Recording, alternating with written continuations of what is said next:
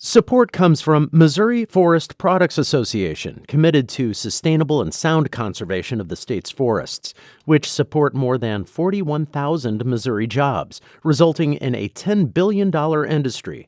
ChooseWood.com. From St. Louis Public Radio. This is St. Louis on the Air. Like, people are looking at remains in a whole. So what or who were these exhibits intended for? That the evidence sometimes that tribes have given to an institution sometimes isn't convincing enough from a museum's vantage point. And the law has left the museums in much more of a place of power and control. I'm Elaine Cha.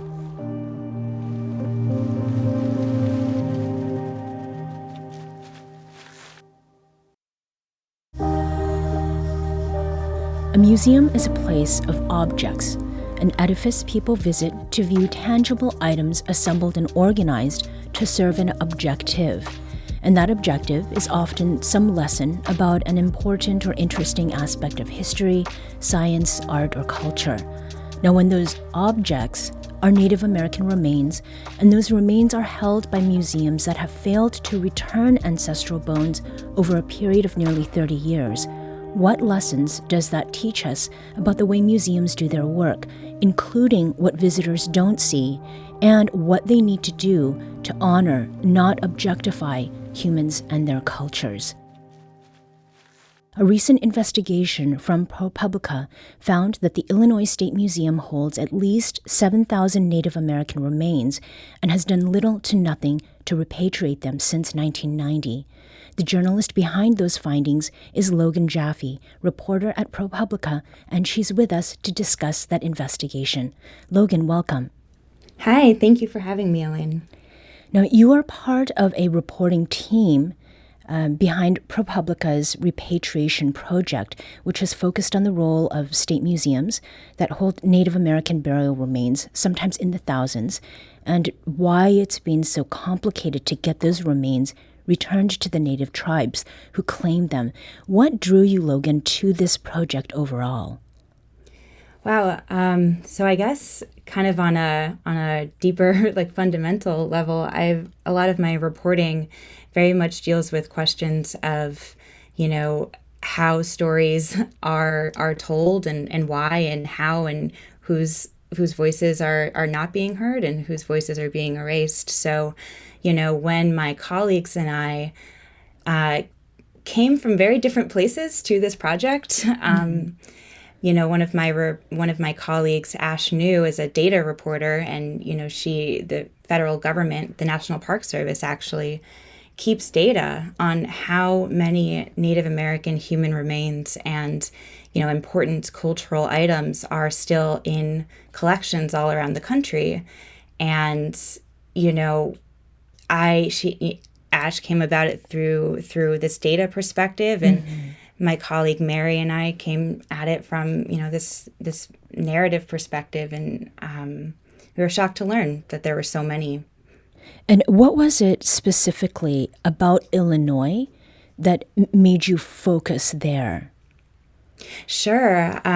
Well, I'm based in Chicago, so there's that aspect of it. And also, Illinois is a state where there are no tribally held lands in Illinois, although there are no tribes that hold land in the state. And that has everything to do with the history of Illinois and the federal government forced removal throughout the 1830s. So there's a real, absence just in terms of land ownership of federally recognized tribes in this state. And then, thinking about that in relation to the very high number of ancestral human remains held by the state, which is the second highest in the entire country. The number one is Berkeley. And actually, the Smithsonian Institution holds more than any other institution, but they are not subject to the Native American Graves Protection and Repatriation Act. They have their own thing going on. Now, this latest investigation that you've done around this was published late last month, and it's titled "The Museum Built on Native American Burial Mounds," and it's centered on the Dixon Mounds Museum. What was it that you found at the museum, Logan? Yeah, so first of all, I should say that Dixon Mounds Museum is a branch of the Illinois State Museum, and the Illinois State Museum is under the State Department of Natural Resources. So these are state agencies or government agencies. So, one thing I learned through Dixon Mounds Museum is, for one, its history. It is a museum that is literally built on the grave sites and of thousands of Native American ancestors, and it is located in a part of the state that has a very rich indigenous history. Like, there are dozens of mounds in Fulton County, Illinois, which is where Dixon Mounds Museum is located. And so what I learned the more I investigated the history of this museum, and, some listeners might even remember this, but there was a big at Dixon Mounds Museum in the early 1990s because they, for decades, displayed the open graves of at least 234 Native American ancestors who were excavated from the mound, but kind of kept in place by a chiropractor in the 1920s. So this museum, the origins of it, have to do very much with this sort of amateur, kind of a touristy or kind of sideshow enterprise happening in a part of Illinois, and that eventually evolved into becoming, a state agency. Right. And the piece that you wrote, it's like 50 cents a ticket to look at this. Right. And you've mentioned the open graves. That really, that was really striking. And when we say open, this is literally open. In the piece, you do say that that contractors installed cedar floorboards over the pit, and there's no doorway, no hatch. So people are looking at remains in a hole. So what or who were these exhibits intended for? Ooh, great question. Yeah, so I should say, in the 1990s, after this big controversy, the museum realized, it shouldn't probably have this exhibit on open display. So the graves have been covered up since 1992, I believe. But who the exhibit was for, I think it was very much intended in the first part of this museum's history.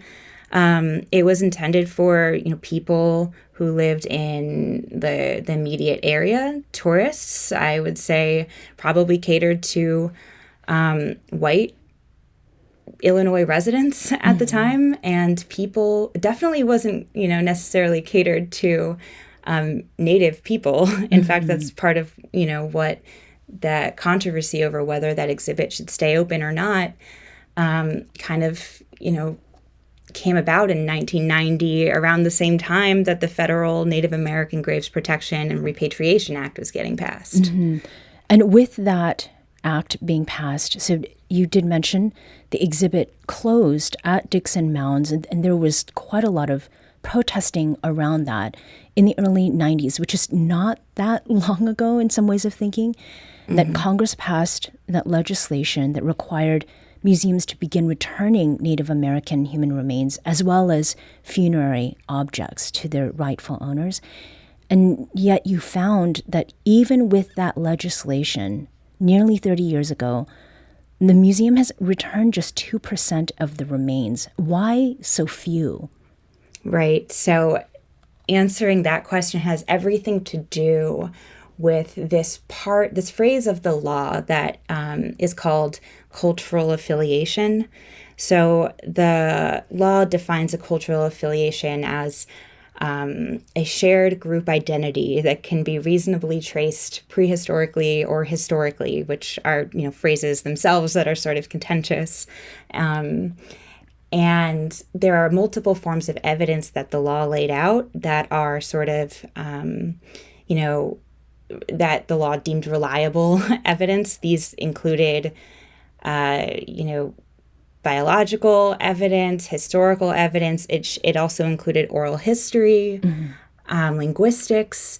But what we found is that, only 10 institutions throughout the country hold about half of the human remains that have not been repatriated. So there are more than 110,000 Native American remains that still reside in museums, universities, and federal agencies. And part of how this how these institutions have managed to hold on is by claiming that, like the Illinois State Museum, that the vast majority of these collections are culturally unidentifiable. So they're not able to establish a cultural affiliation between a modern day, present federally recognized tribe and ancestors that are, have been, sitting in museums or repositories around the country, by just kind of, saying that the evidence sometimes that tribes have given to an institution sometimes isn't convincing enough from a museum's vantage point. And the law has left the museums in much more of a place of power and control over whether they're going to return or repatriate items and remains or not. So it's kind of like it's up to you to deem the evidence worthy of your letting these things go where they should be going. Right. Yeah. Exactly. Now, your piece is focused on the Dixon Mounds, which is about 150 miles from where I'm sitting here in St. Louis. And so our listeners may be more familiar with the closer Cahokia Mounds, which is a short drive over the Mississippi.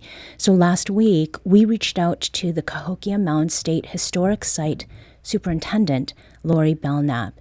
Lori Belknap estimates that the Illinois State Museum is holding several hundred remains that were excavated from Cahokia, but she emphasized that these were not used in exhibits or put on display as they were in Dixon Mounds.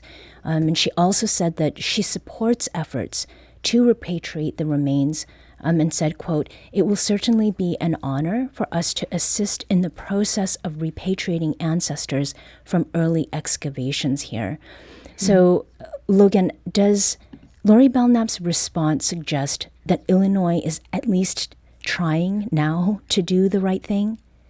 Oh, absolutely. And, this is kind of, part of what drew me to the story that I reported about Dixon Mounds and Illinois State Museum is that there's been a change of leadership at Dixon Mounds Museum. The interim director, his name is Logan Jaffe. He's a citizen of the Peoria tribe of Indians of Oklahoma, and who are the descendants of, a people of more than 12 different tribes that collectively, they were known as the Illinois, who lived in the state of Illinois. So there is, a change in leadership there. But, what I've been finding and what I've been reporting on is how a collective group of, I think it's, more than 24 different tribes who all have ancestral ties to the state of Illinois and who were forcibly removed from the state, are now in touch with the Illinois State Museum in a very proactive way that hasn't really been the case since at least the early 1990s, when part of the Dixon Mounds controversy was going on. So this is a new effort that we're seeing across the state, and there's reason to be hopeful, and there's also still reason to be skeptical, because this is hard work and you're going to need a lot of state support to be able to pull it off as well. Well, it certainly sounds like there needs to be also a concerted push to ensure that that this movement continues in a positive direction. Logan Jaffe is a reporter with ProPublica. Her investigation of the Illinois State Museum's failure to repatriate thousands of Native American remains was published on January 27th and is part of a larger endeavor called the Repatriation Project. Logan, thank you so much for joining us today. Thank you.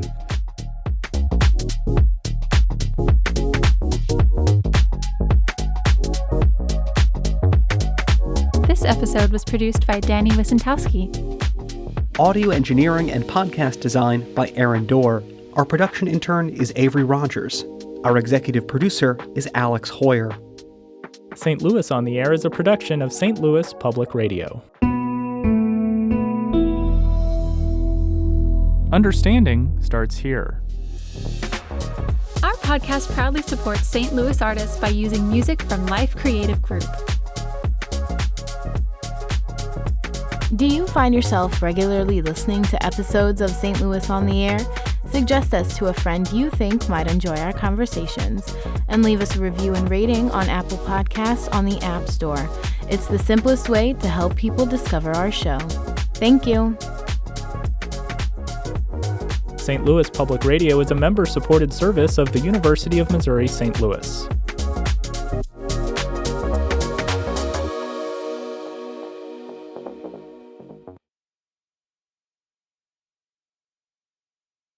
Support comes from the Missouri Forest Products Association. Missouri produces wood pallets, railroad ties, white oak barrels, hardwood floors, and more.